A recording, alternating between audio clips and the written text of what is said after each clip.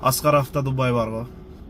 Ошо браттын сөздөрү күндө эсиме келет да. Эмени баягындай жетишсиздик, бирине тартсаң бирине жетпей калат да. Анын айткан бир өтө жакшы сөз бар эле. Эркек адам только проблема менен жүрүш керек дегенчи. Аялдар гана без проблема жүргүсү келет да. Эми силерге суроодо просто комментарий жазып кеткилечи. Ошондой маалда каяктан мотивация аласыздар?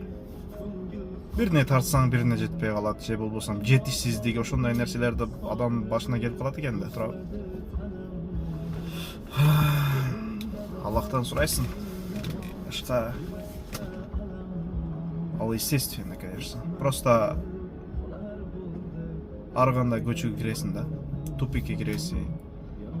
Жетпей калат, же болбосо үлгүрбөй каласың, успеть этпей каласың. Ошондо сиздин жолуңуз кандай? Просто комментарий жазып кеткилечи. Может, мага да керек болуп калар. Может, менден башка адам. Ошондой туугандар, баарыңарга оомат дегендей.